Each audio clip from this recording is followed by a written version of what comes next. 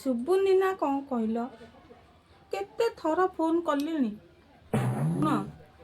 ଆଉ ଆଜି ମାମା ଆଉ ଆମ ପ୍ରିୟଙ୍କା ସେ ନାହାନ୍ତି ଘରେ ହେଲା। ତମେ ଆଜି ଆସିବ, ଆମେ ତମର ମୋର ଟିକେ କଥା ହେବାର। ମତେ ଗୋଟେ ଖାଇବାକୁ ଦିଅ। କ'ଣ ଖାଇବା ହଉଛ? ରୁହ ଟିକେ, ତମ ବୋହୂ ଆସନ୍ତୁ। ଖାଇ ହେଡା ଖାଇ ଏ ଛତର ଖାଇ ମତେ ଗୋଟେ ଖାଇବାକୁ ଦେଲୋ। ଏ ଚୁଲି ଖାଇ ପାଉଁଶ ଖାଇ ତୁ ତ ଶାଶୁ ରହ, ଆଜି ମୁଁ କହୁଛି ଲୋ, ରହ ରହ। ହଉ ହଉ। ବୋଉ କଣ ହେଇଛି? ଏମିତି ବସିଛ କଣ ପାଇଁ? ଖାଇନ? ନା ମତେ କିଏ ଦେଲେନି। କାଇଁ ବୋଉ ଅଛି ବା ଘରେ? ମନା କଲା। ମନା କଲା? ସେଇଟା ବୁଢୀ ଲୋକଟା ଗୋଟେ ଖାଇବାକୁ ମାଗିଲାନି, ତାକୁ ଟାଇମରେ ଦବୁ। ମୁଁ ମନ୍ଦିରରୁ ଟିକେ ଆସୁଛ ଏମିତି ଖାଇବାକୁ ଦେଇପାରିଲୁନି? ଖାଇବାକୁ ଦେବୁ ହେଲେ କିଛି ବୁଢୀକୁ କହିଲା ଆଡୁ ଇଏ ନାତୁଣୀ ବୋଉଟା ଅଛି, ସେ ନାତୁଣୀ ଅଛି, ଆଙ୍କ ଦି ଜଣ ଦେବେନି। ଏଇଟା ବହି ମୋବାଇଲ କରୁଛୁ, ପୁଅ ଘଇତା ସହିତ କଥା ହଉଛୁ? ହଁ, କିଏ ସେ ଫୋନ କରୁଛି? ନାଇଁ ବୋଉ, ଆଉ ମୁଁ ଖାଇବାକୁ ଦେଇଥାନ୍ତି। ମୁଁ କ'ଣ କଲି, ମୁଁ ଅପେକ୍ଷା କରିଛି ତମକୁ। ମୁଁ କହିଲି ବୋଉ ଆସନ୍ତୁ ଖାଇବାକୁ ଦେବି। ଆଉ ଆସୁ ଆସୁ ହଇରାଣ କରିଦେଲୁ ବୁଢୀଟାକୁ। ହଁ, ସେ ବୁଢୀ କେତେ ଗାଳି କରୁଛି, କେତେ ଅଭିଶାପ ଦଉଛି, କାହା ଉପରେ ପଡିବ? ହଁ, ଆଉ ମୁଁ କ'ଣ କରୁଛି କହିଲ?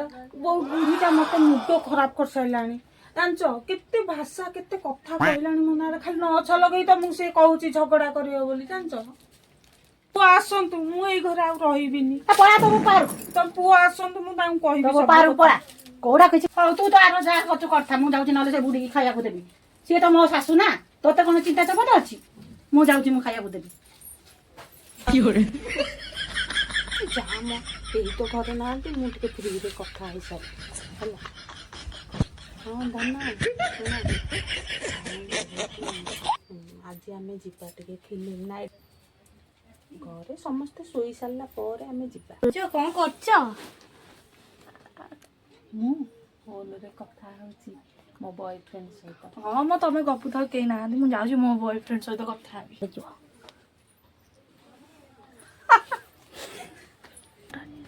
ଯାହା ଦେଖିବୁ ଭାଉଜ କେମିତି ତା ସହିତ ଗପୁଛି। ମୁଁ କାହା ସହିତ ଗପୁଛି? ଯାଉନୁ ଦେଖିବୁ। ଏଇଠି ତୁ କଣ କରୁଛୁ? ଯା। ବାଡି ଖାଇର ଝିଅଟାକୁ ଆଣି ତ ଗପୁଛୁ କିଲୋ? କୋଉ ଘଇତା ସହିତ? କୋଉ ଘଇତା ସହିତ ଗପୁଛୁ? ବୋଉ ନାଇଁ, କାଇଁ ସେ ଫୋନ ଦେଖି ବାପା ଫୋନ କରୁଛନ୍ତି। କାଇଁ ଦେଖି ବାପା ଫୋନ କରୁଛି କି? ବାପା ଫୋନ କରୁଛନ୍ତି ସତରେ। ସେଇଠି ନେବର କାମ କରି କରି ତାର ଖରା ତରାରେ ଗାଣ୍ଡି ଫାଟୁଛି। ଇଏ ଏଇଟା ବହିକି ଗପୁଛି। କୋଉ ପାଇଁ ମତେ କହିଲ ମତେ? ନାଇଁ ବୋଉ, ମରେ ମରେ ତୋ ବୋପାହାରକୁ ଯା। ଚାଲ ତୋ ବୋପାହାରକୁ ଚାଲ। ଆଜି ଏ ଘରୁ ଝିଅ ଆଣିଥିଲି। ଚାଲ ଚାଲ ତୋ ବୋପା